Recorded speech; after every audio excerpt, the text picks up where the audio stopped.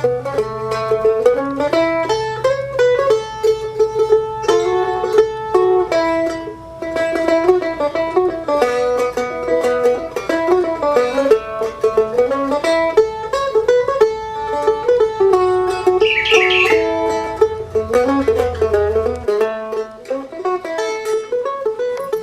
everyone. Good morning, good afternoon, good evening, depending on where you are and what time of day it is there. My name is Audie. I am the owner of Ratliff Mandolins. We are located in upper northeast Tennessee, not too far from Virginia. And I'm going to share with you today a story about when my shop got invaded by baby birds. And I have about a 2,700 square foot building, which is basically a wood shop. It is about 90 miles northeast of Knoxville. Every summer, every early summer, I have 2 or 3 incidences usually where I'll get a bird in the shop and I have to open the garage door. My shop building has 3 garage doors, and I'll open one of the garage doors and chase the bird out, and I won't see it again. It might happen once or twice a year in the late spring, early summer. This year, it happened every day for about a 2 weeks stretch there. I was running the same little old bird out once, sometimes 2 or 3 times a day, which was unusual, very unusual. I didn't put 2 and 2 together just yet until one day I was in the corner gluing a back on a mandolin, had the glue spread, and hear the bird, it comes in, and well, I can't do anything about it now because I have spread glue, and it's going to take me 8 or 10 minutes to clamp this back on, and so I can't really do anything about that bird right at the moment. And I have this box sitting up on some other boxes, more or less right in the middle of the room, and this bird goes over and jumps up on the edge and jumps down in the box.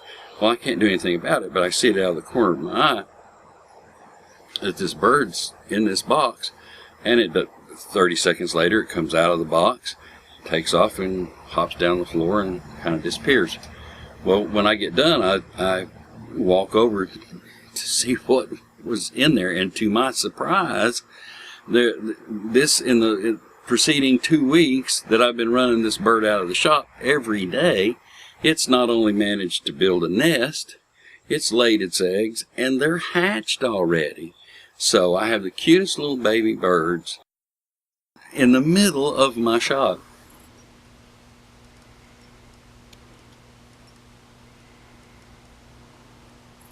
I actually started watching and paying attention to the mama bird. She would come in under the garage door. There was one garage door, as you can see, actually had a pretty good crack underneath it, and she would come in that garage door and then work her way down the wall, make a 90-degree turn, and cut into where the babies were, and then she'd work her way back out, just pretty much via the same route.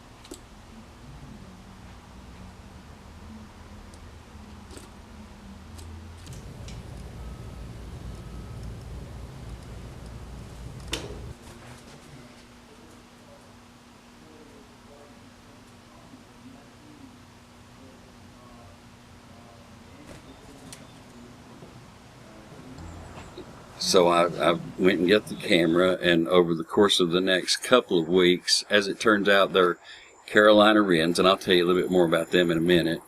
But as it turns out, it takes about 10 or 12 days after they hatch for them to leave the nest.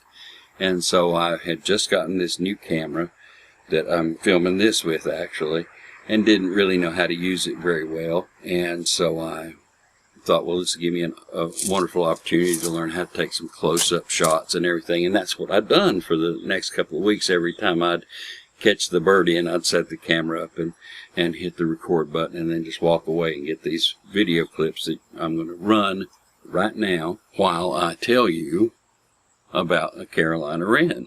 They're pretty much all over the eastern United States, on up into Canada, out as far west as, say, Oklahoma and Texas. As it turned out, I probably had the male and the female because they're virtually indistinguishable. And they're both sort of a bright reddish brown, as you can see. They live in the wild their average is about 5 or 6 years. Again, they're Carolina wrens, and there's several different kind of very similar wrens, but I think this one was a Carolina wren. They're everywhere, towns, cities, out in the woods. They particularly like to nest in uninhabited human places. If you hang a jacket in a garage or something, that they'll put a nest right in the pocket of the jacket, so they're not a bit afraid of humans.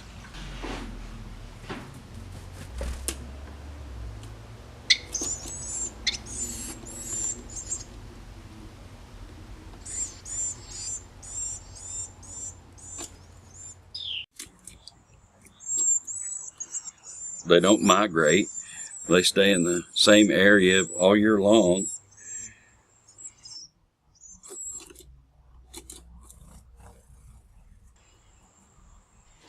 Believe it or not, they're primarily carnivores. They'll eat bugs and worms and that sort of thing, even up to the point of small snakes and lizards.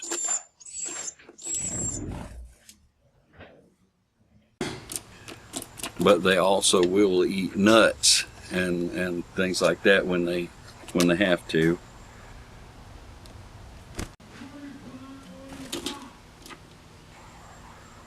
They mate for life.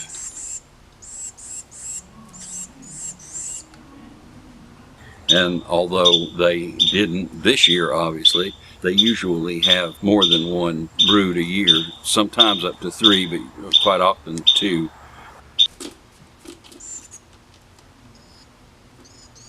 Their biggest natural enemy is birds of prey, hawks and stuff like that, but the babies will also get eaten by foxes and skunks and raccoons and even squirrels, and some snakes will get after them, which plays into this story pretty heavily.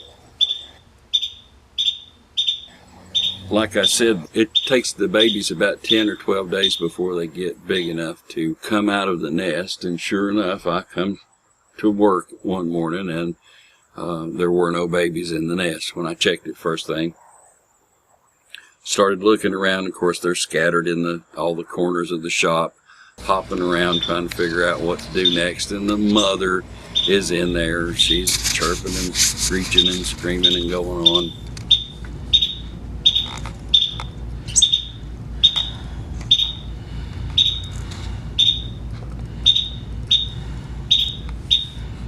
Somebody's gonna get killed on that.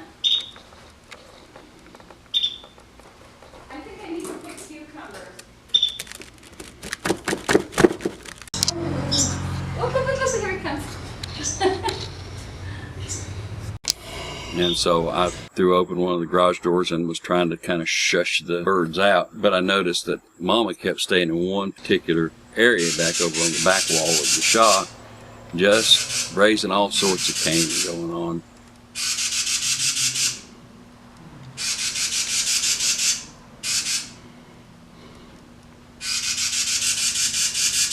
Went to check, and by golly, there was a snake in this set of shelves that I've got right there. Now, I think I might have mentioned earlier that this being a new camera, I didn't really know how to work it very well, and that shows in this next footage that I'm going to show. I put it on manual focus and I told Bonnie Jean to just point the camera and I'll catch this snake and we'll have it on film. And none of it is really in focus. And I know that, but so it's really awful footage, but I'm going to show it anyway just to prove that it did happen, that the snake did come in the shop, and I guess it came in after the baby birds. But we caught the snake and got it outside, and finished shooing all the baby birds outside, and all is well at the end of the story. Oh my gosh. Well, where's the snake? Where'd it go? He's right here. Well, let me come around here. Oh. I can't see. I don't have my glasses on. I can't even focus. Yep. Oh! Watch out, bud. Oh! Oh my gosh!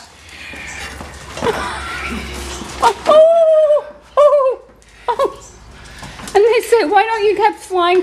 Why can't you record a flying saucer? I can't record a snake. Get back, Bud, don't. bud.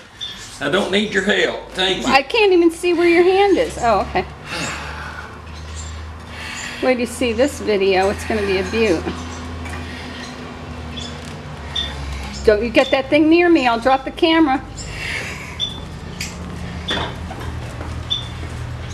Oh. Oh, did you hit yourself?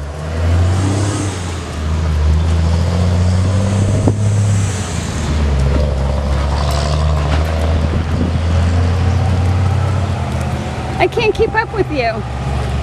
Don't you put him in the wood pile.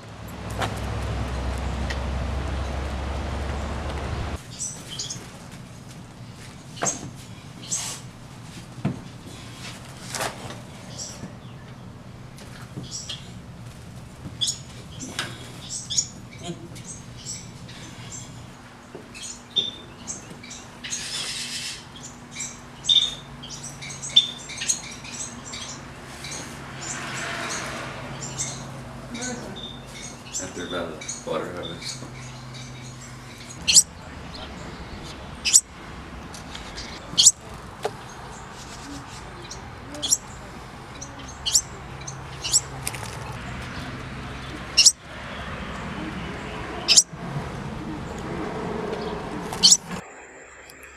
Well, now that's my story, and I can assure you that next spring I'll pay a lot closer attention before I let it go as far as I let it go this year.